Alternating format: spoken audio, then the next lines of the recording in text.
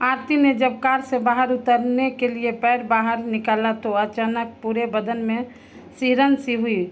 उसे लगा कि वापस चली जाए और दावत को टाल दे, मगर फिर उसने दोबारा कुछ सोचा और कार लॉक करके फटाफट आयोजन स्थल की तरफ चल दी। आरती को उसकी एक परिचिता ने इस आयोजन का कार्ड दिया था, मगर अभी अभी उसकी परिचिता ने फ़ोन कर उसे बताया कि उसे अचानक शहर से बाहर जाना पड़ रहा है। मगर आरती तब तक तैयार होकर घर से निकल चुकी थी। आयोजन स्थल में काफ़ी रौनक थी। गेट पर अब उसने चारों तरफ नज़र घुमाकर गौर से छानबीन की। कोई भी जान पहचान वाला नहीं दिखा, यानी आरती को पूरा समय यहाँ बिल्कुल अकेले ही बैठना था।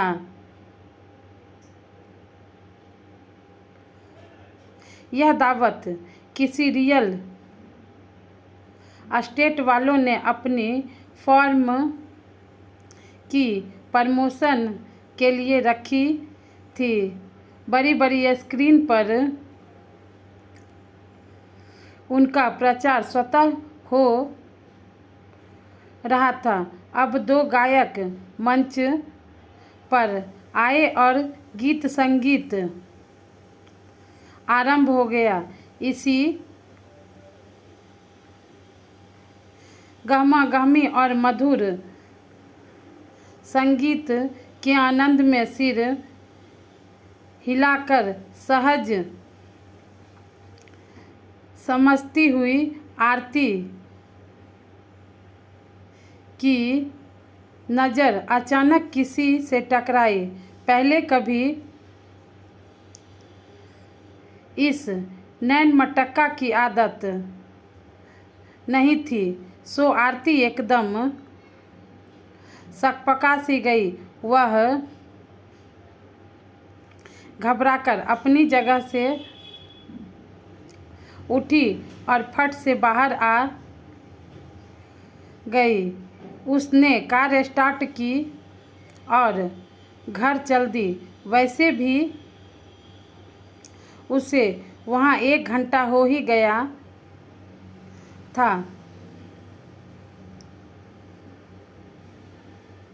इतना काफ़ी था, मगर वह अजनबी चेहरा और उसकी नशीली आँखें 1 से 2 दिन तक तो आरती उस अजनबी को भुला न सकी। हमेशा सोचती रहती कि एक अनजान सी जगह थी, सारे अजनबी थे, किसी से जान पहचान नहीं, मगर वह एक अपरिचित उसे एक नज़र मिलते ही अपना सा लगा और वह तो भाग कर ही चली आई। उफ, पानी पीते यही सब सोचती आरती के गले में पानी की कुछ बूंदें अटक गई। वह एक बार फिर घबरा गई। उफ, यह तो सिरफिरा है, औरतों का पीछा करने वाला सनकी है। आरती को मन ही मन झुंझलाहट सी होने लगी। ना जाने कैसे कैसे लोग हैं। वह जवाब दिए बगैर चलती रही कि दोबारा आवाज़ आई, अजी बगैर चाबी के कार कैसे चलेगी? यह लीजिए। आरती यह सुनकर सकपका गई। चाबी सचमुच उसके पास नहीं थी। अब उसे सही सही याद आया कि वह सब्जी लेते समय कार की चाबी भूल आई थी।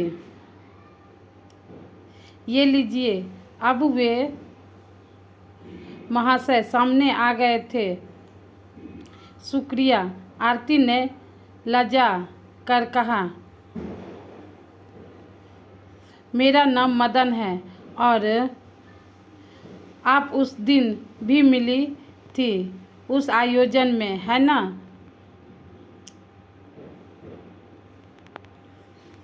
जी हाँ, मैं वहाँ आई।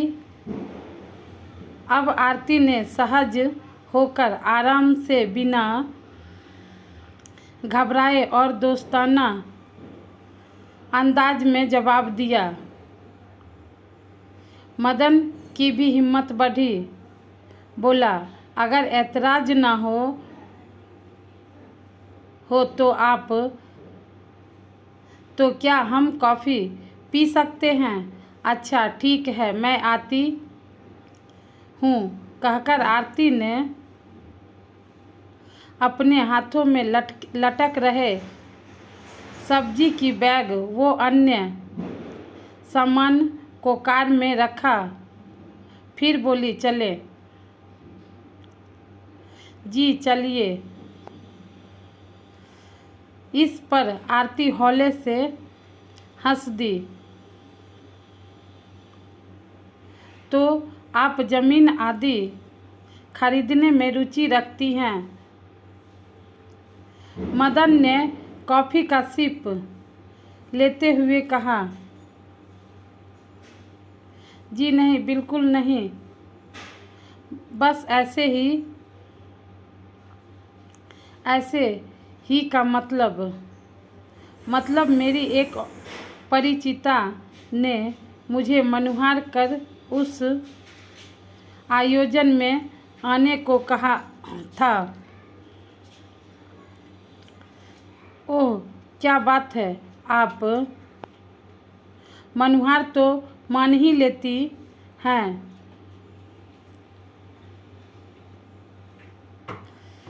हाँ जी, आरती संकोच से बोली। मदन ने मजाक किया। बिल्कुल, मैंने अनुरोध किया तो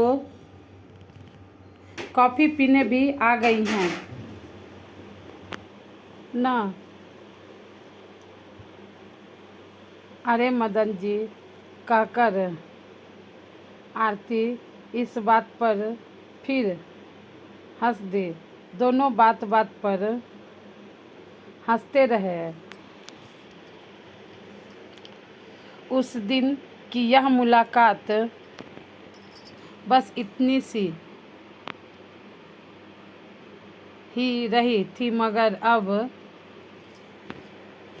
मदन और आरती एक से दो बार आगे भी इसी तरह अनायास मिल गए, मगर दोनों ही बड़ी हैरत में थे कि ना तो एक दूजे से फ़ोन नंबर लिया और ना कोई पता मांगा। लेकिन यह मुलाकात है कि बार बार खुद ब खुद हो ही जाती है। एक दिन ऐसे ही एक मुलाकात में मदन ने प्यार से कहा, आरती, एक बात कहूँ? हाँ कहो। आरती ने उसे हौसला दिया। बिल्कुल कहो मदन। आरती अब उस से जरा सी भी औपचारिक नहीं रही थी। आरती, बात यह है कि तुम भी अभी अविवाहित हो ना? हाँ तो? आरती, मैं भी एक साथी ही खोज रहा हूँ। तुमसे साफ साफ पूछना चाहता हूँ। अरे मदन, इतनी जल्दी? अभी तो तुम मेरे विषय में कुछ भी नहीं जानते। तुम इतनी जल्दी यह फैसला कैसे ले रहे हो? आरती को यह प्रस्ताव अच्छा भी लगा और अजीब भी। बात यह है आरती कि मैं तुम्हें अपना जीवन साथी बनाना चाहता हूँ, तुम्हारे अतीत को नहीं। मैं तुमसे बहुत प्रभावित हूँ आरती। मदन ने रोमांटिक होकर कहा तो आरती का दिल भी धड़कने लगा। वह बोली, मगर मदन, मेरा यह जीवन तो कांटों की सेज है। ओह, चलो तो बताओ अपने बारे में। मदन ने सुनने की ख्वाहिश की तो आरती ने बताया, मदन, मेरे माता पिता अब 62 साल के हैं और मेरा एक भाई है। वह भारतीय प्रशासनिक सेवा में अफसर है।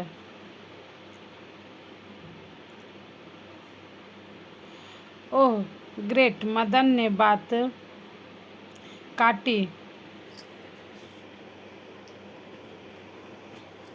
आरती बोली, मदन, पूरी बात तो सुनो।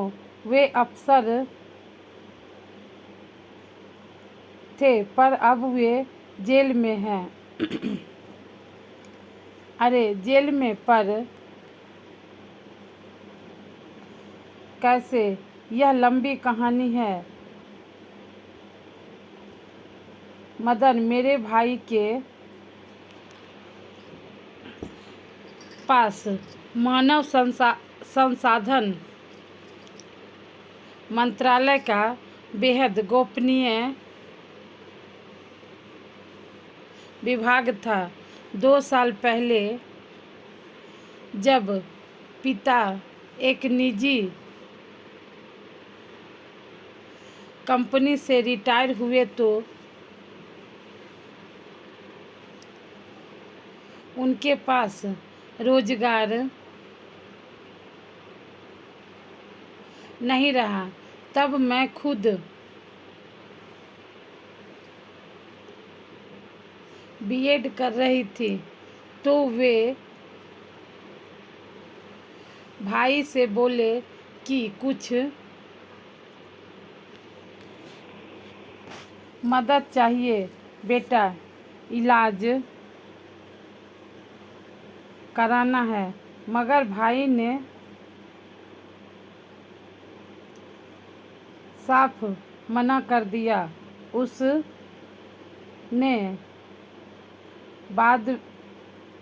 उसके बाद मैंने भी 2 से 3 बार फ़ोन किया तो भाई मुझसे बहस करने लगे कि मैंने तो घर में छोटी होने का बस लाभ ही लाभ लिया है। मैं तो बैठकर ऐश कर रही हूँ। फिर मैंने समझाया कि भैया अब घर में कोई आमदनी नहीं है, पापा को कोई पेंशन नहीं मिलेगी। तो वे चीखने लगे कि पिता को अगर पेंशन नहीं मिलती तो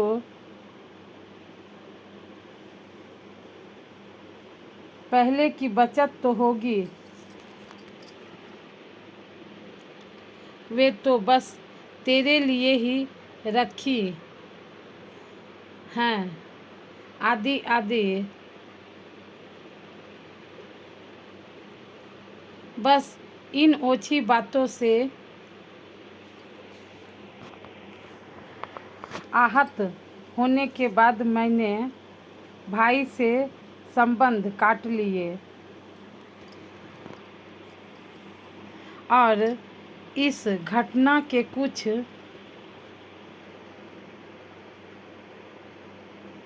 हफ्ते बाद अखबार में पढ़ा कि एक सेवा संबंधी जरूरी भर्ती में बड़ा घोटाला हुआ है। उसमें भाई के खिलाफ काफ़ी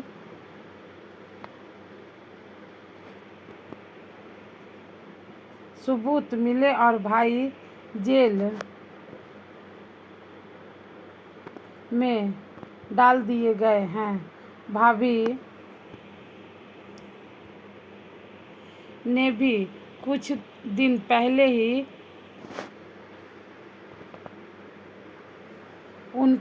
उनसे तलाक ले लिया। अब 32 साल के भाई अकेले हो गए हैं, कहकर आरती खामोश हो गई। ओह, यह तो दुख की बात है, मदन ने गंभीर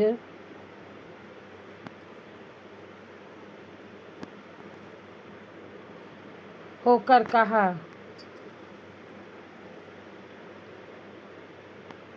आरती बोली, भाई मुझ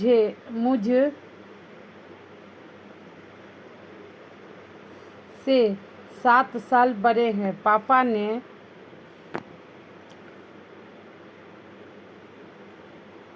उनकी पढ़ाई के लिए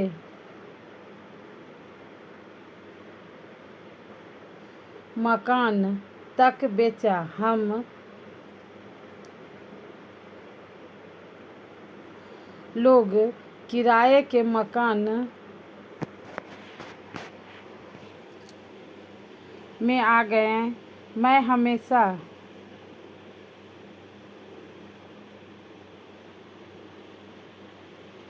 सोफे पर ही सोती ताकि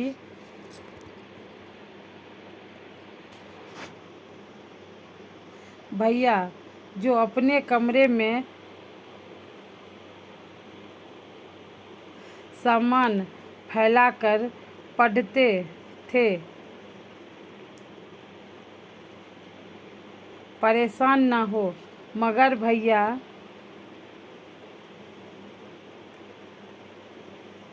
ने सफलता मिलते ही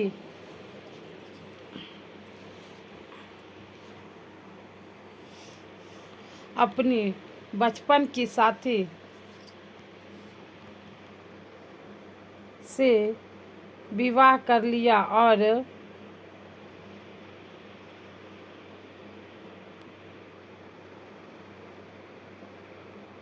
इसकी सूचना हमें फोन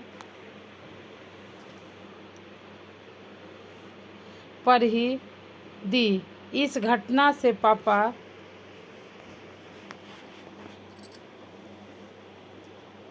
पर क्या बीती थी यह तो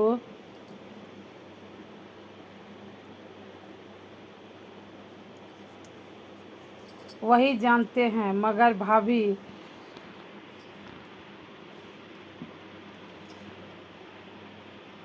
ने तो असुरक्षा में गलत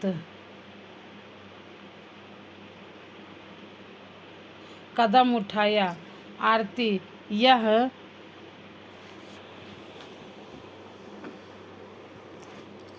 क्या कह रही हो? गलत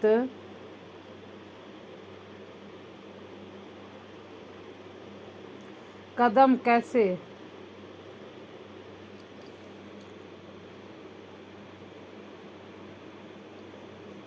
मदन, मेरे भाभी और भैया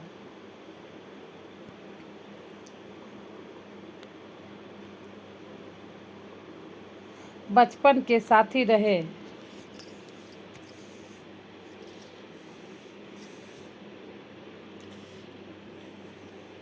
भाभी के घर में भी बहुत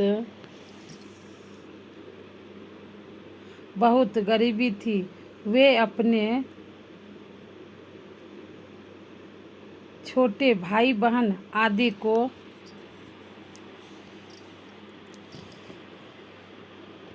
विवाह के बाद भैया के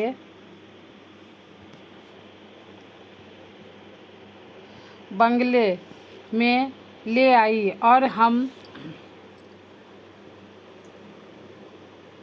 लोगों को भैया से एकदम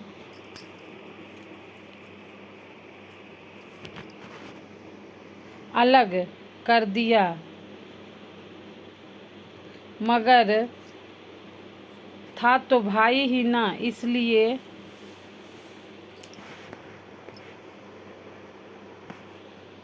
एक बार तो मैं उनके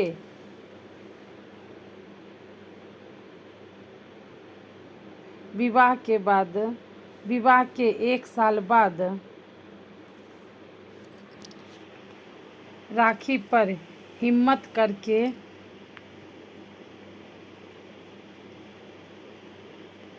भैया से मिलने गई भी, पर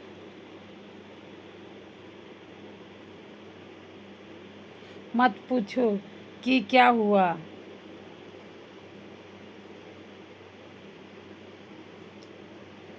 बताओ ना आरती, मदन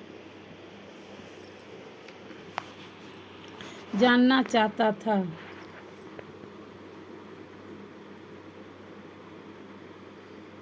मदन, मैं तो अपनी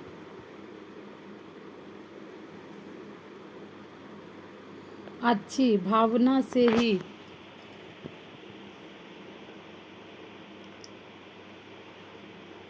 गई थी। हम तो अपना गुजारा जैसे तैसे कर ही रहे थे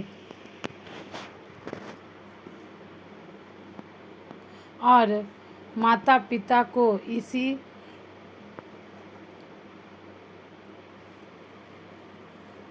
बात की खुशी थी कि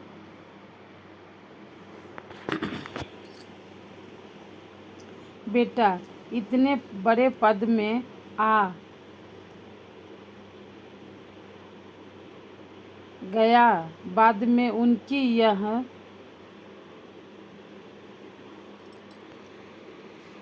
नाराजगी भी खत्म हो गई कि भैया ने गुपचुप विवाह किया मदन। फिर यह हाल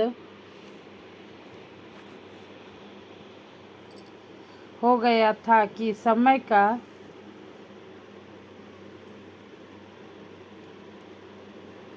खेल मानकर हम तीनों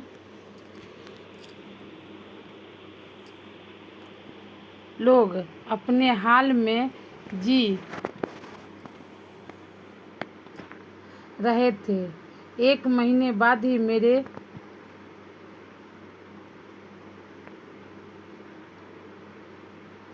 चाचा 1 महीने बाद ही मेरे चाचा के साथ भाग गए। ओह, आरती का चेहरा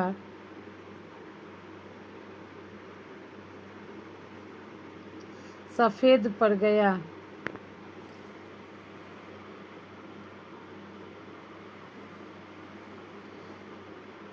दरअसल आरती घर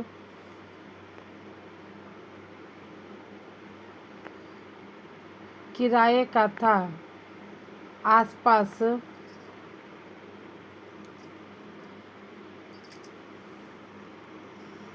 के लोग उन पर आए दिन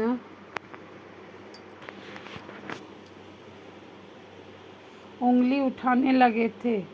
मुझे भी ले जा रहे थे। मैं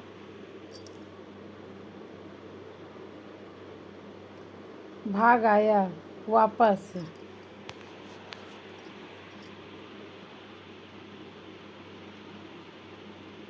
मैं उनके साथ जानबूझ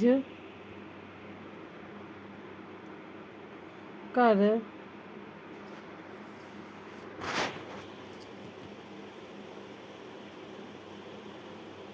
नहीं गया।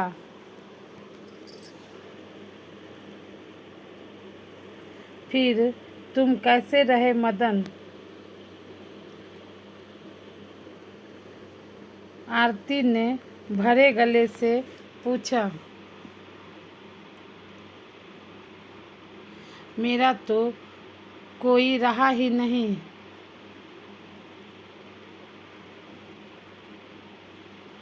था आरती। मैंने यहीं पर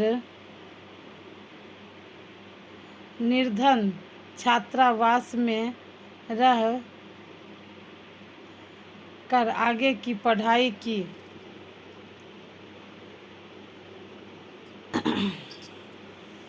फिर कॉलेज के दिनों में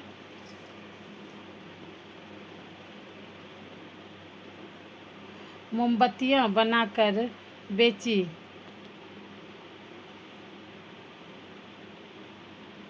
आगे फिर बैंक से कर्ज लिया। मैं दिन रात काम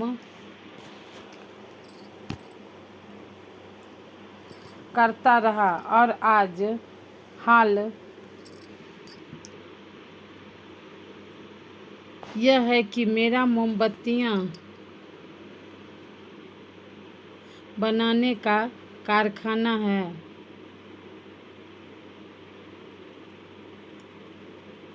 आरती, मैं अपने पैरों पर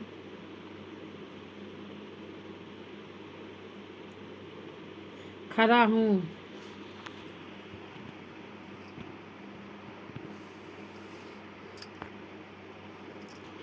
आज यह कहानी सुन कर मैं तुम्हें पहले से भी अधिक चाहने लगी हूँ।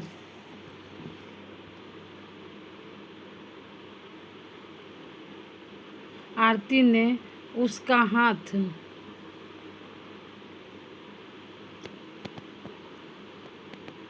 पकड़ कर कहा।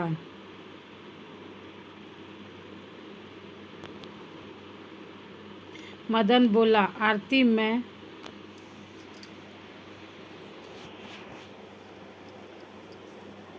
हमेशा तुम्हारा इंतजार करूँगा। तुम्हें पहली नज़र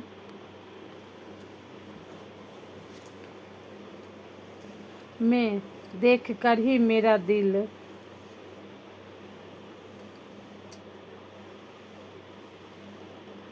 धड़क उठा था। आरती, मैं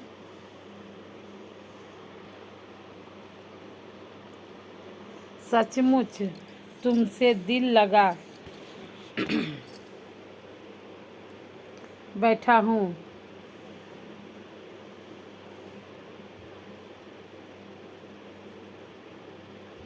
यह सुनकर आरती की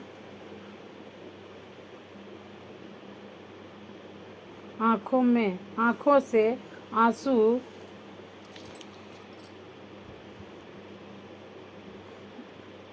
बहने लगे। बोली, चलो मदन, आज ही और अभी मैं तुम्हें माता पिता से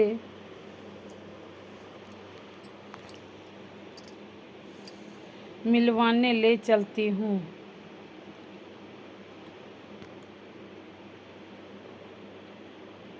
आरती के माता पिता को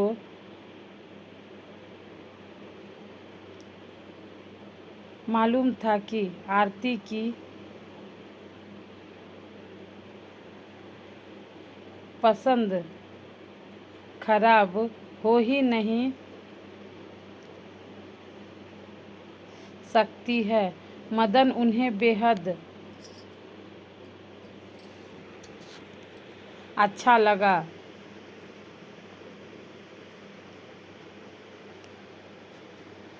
और आपका कोई खोया हुआ बेटा हूँ, यह मान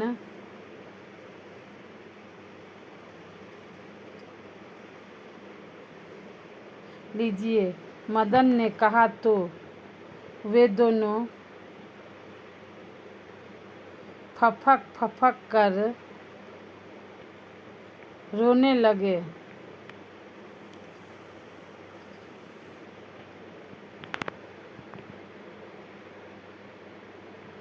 मदन ने उनके आंसू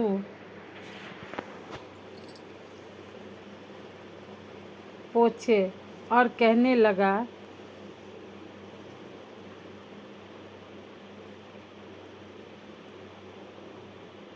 मेरा भी अपना कोई नहीं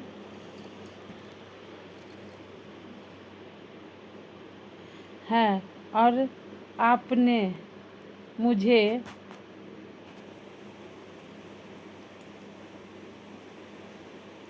अपना लिया। समय का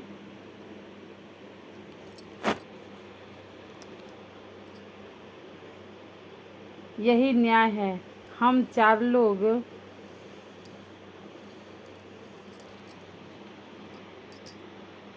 एक साथ रहेंगे। यह किराए का मकान खाली करवा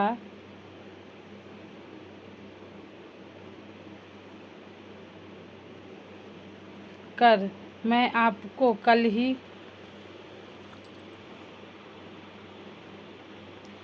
लेने आ रहा हूँ। मदन ने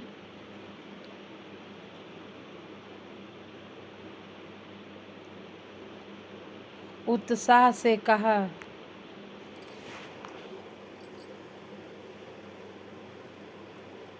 यह सुनकर आरती खुशी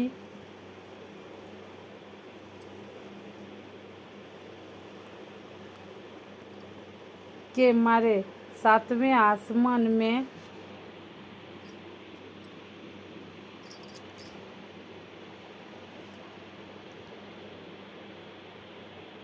थी। वह सोच रही थी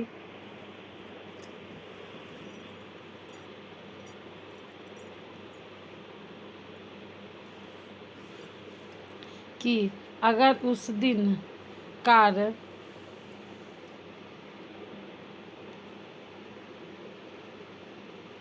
में बैठकर वापस लौट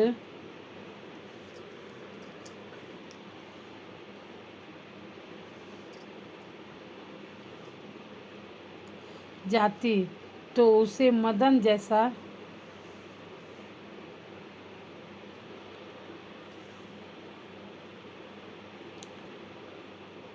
जीवन साथी नहीं मिलता।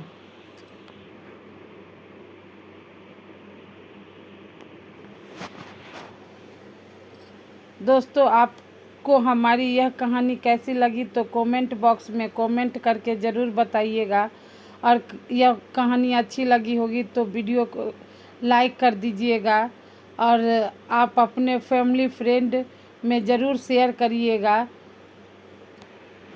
और चैनल को सब्सक्राइब करके बेल को प्रेस कर दीजिएगा ताकि और जो भी मैं अच्छी अच्छी कहानियाँ लेकर के आऊँ तो वो आप लोगों तक सबसे पहले पहुँचे। थैंक्स फॉर वॉचिंग दोस्तों।